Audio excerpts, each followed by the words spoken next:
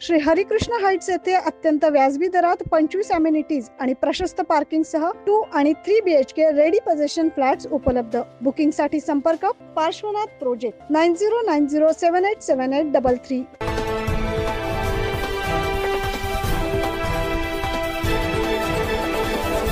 अखिल भारतीय महानुभव संमेलन व श्रीमद भगवद गीता जयंती महोत्सव गुजरातमधील वाळविहीर जिल्हा वलसाड येथे संपन्न झाला। या 3 दिवसीय महानुभव संमेलनाच्या दुसऱ्या दिवशी संत महंत आणि मान्यवरांच्या उपस्थित आयोजित धर्मसभेमध्ये महंत साळकर बाबा, धर्मसभेच्या अध्यक्षस्थानी महंत बिडकर बाबा उपस्थित होते। या प्रसंगी व्यासपीठावर अखिल भारतीय महानुभव परिषदेचे अध्यक्ष महंत विध्वंस बाबा, महंत जामोदेकर बाबा, अतुल मुनी काकाजी, महंत तेल्हारकर बाबा, महंत यळमकर बाबा, महंत कापूस तळणीकर बाबा, महंत लोणारकर बाबा, महंत सुकेणकर बाबा, तसेच या संमेलनाचे मुख्य आयोजक दिनकर अण्णा पाटील, गुजरातचे आमदार जितूभाई चौधरी, धरमपूरचे आमदार अरविंदभाई पटेल, नाशिकचे माजी आमदार बाळासाहेब सानप, दत्ताजी नाना गायकवाड, प्रकाश शेठ नन्नावरे, राजेंद्र जायभावे, भास्करराव गावित तसेच भागवताचार्य चिरडे बाबा आदी मान्यवरांसह संत महंत तपस्विनी उपस्थित होते।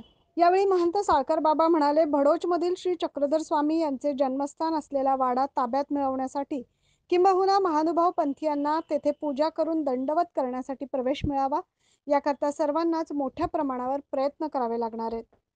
तर महंत कृष्णराज बाबा मराठे यांनी यावेळी गुजरातमधील वलसाड, कपराडा आणि वाळविहीर या भागात महानुभाव पंथाचा प्रचार आणि प्रसार कसा झाला या संदर्भात माहिती दिली। तसेच सर्व संत महंतांनी या कार्यासाठी एकत्र यावे असे आवाहन देखील केले।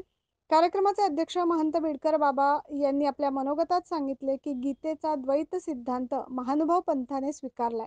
श्री चक्रधर स्वामींचे विचार जनसामान्यांपर्यंत पोहोचवण्याची गरज आहे। कार्यक्रमाचे प्रास्ताविक करताना आयोजक अखिल भारतीय महानुभाव परिषदेचे राष्ट्रीय संघटक दिनकर अण्णा पाटील म्हणाले की परब्रह्म परमेश्वर श्री चक्रधर स्वामी यांचे जन्मस्थान भडोच येथील वाडा आपल्या ताब्यात मिळावा, यासाठी पंतप्रधान नरेंद्र मोदी, गुजरातचे मुख्यमंत्री भूपेंद्रभाई पटेल आणि माजी मंत्री व विद्यमान आमदार जितूभाई चौधरी यांच्याकडे आपण पाठपुरावा करतोय। यासाठी गुजरातमध्ये हा कार्यक्रम घेत आहोत। या प्रसंगी मान्यवरांच्या हस्ते विविध धार्मिक ग्रंथांचे प्रकाशन देखील करण्यात आले। थोडासा त्रास होईल कारण राहण्याची एवढी आपल्याला सवय नसते। एवढ्या अतिदुर्गम भागामध्ये आपण सगळे आलेले आहात। आपल्याला सगळ्यांना आपल्या पंथासाठी थोडा एक दिवस त्रास काढा, आजच्या रात्रीचा सगळ्यांनी थांबा।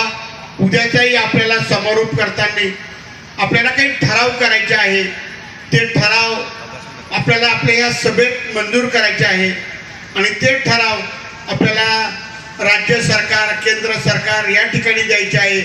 त्या सगळ्यांच्या उपस्थितीत ठराव करायचे आहेत, याची आपण नोंद घ्या। आणि आता सगळ्यांनी महाप्रसादासाठी आपल्या आपल्या जागेवर महाप्रसाद घ्या आणि शोभायात्रेमध्ये सहभागी व्हा। आणि शोभायात्रा झाल्यावर पुन्हा इथं या। सगळ्यांना दंडवत प्रणाम। धन्यवाद।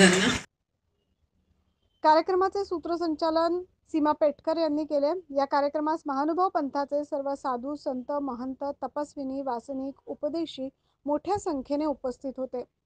दरम्यान दुपारच्या सत्रात आकर्षक अशा रथामधून देवाची मिरवणूक काढण्यात आली। त्यानंतर महानुभाव पंथातील संत महंतांनी सर्वज्ञ श्री चक्रधर स्वामींचे विचार आणि महानुभाव पंथाचे तत्वज्ञान या विषयावर आपल्या प्रवचनातून उपस्थित उपदेशी साधकांना मार्गदर्शन केले।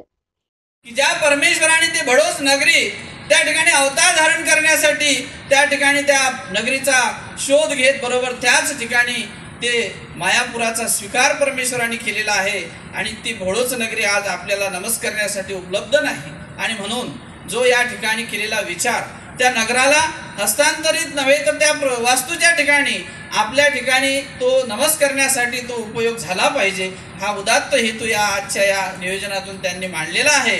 आणि तो उदात्त हेतू समोर नेण्यासाठी गुरुजनांचं, साधू संतांचं आणि वास्तविक सद्भक्तांचं सहकार्य त्यामध्ये असणं अपेक्षित आहे। आणि मोठ्या निष्काम भावनेतून त्या ठिकाणी यांनी आयोजन केलेलं आहे। परंतु आयोजन करत असताना आयोजकांना या ठिकाणी उपस्थितीविषयी थोडासा कसा त्यांना मिळणार आहे। आज आयोजन करून या ठिकाणी धर्म कार्यासाठी त्यांनी जो एक त्यामध्ये हा वाटा उचललेला आहे, निश्चितच परमेश्वर त्यांना त्याचा बसाय देणार आहेत. मग त्यामध्ये संत मंडळी आमची आहे, त्यामध्ये गृहस्थ मंडळी, आयोजक म्हणजे मान्य मंडळी आहे, त्या सगळ्यांना त्याचा लाभ होणार आहे. ईश्वर मार्गीचा जो लाभ आहे तो कधीही कुठल्याही प्रकारे परमेश्वर कोण्या रूपाने त्याला तो दातृत्व करतील हे सांगता येत नाही. हेतुक पद्धतीने जरी असेल त्याचंही फळ ईश्वर मार्गामध्ये होते. अर्जुनाला विषाद निर्माण झाला होता आणि युद्ध करत नाही असं भगवान श्रीकृष्णांना अर्जुन म्हणाला. त्याप्रमाणे अण्णाजी या ठिकाणी म्हटलंय. परंतु आमची ही सगळे आचार्य मंडळे अगदी साक्षात भगवान गोपाल कृष्णाप्रमाणे त्यांच्या पाठीशी उभी राहिले. आणि या ठिकाणी अण्णा हे युद्ध तुम्हाला करावंच लागणार आहे अशा प्रकारची साक्षात गोपाल कृष्णांनाच या ठिकाणी भगवद्गीता अवतरवायची होती. आणि हा उद्याचा जो भगवद्गीतेचा अवतरण दिन आहे तो आज आपल्या या भव्य दिव्य अशा कार्यक्रमामध्ये खऱ्या अर्थाने संपन्न होत आहे याची साक्ष आज आपल्याला मिळालेली आहे.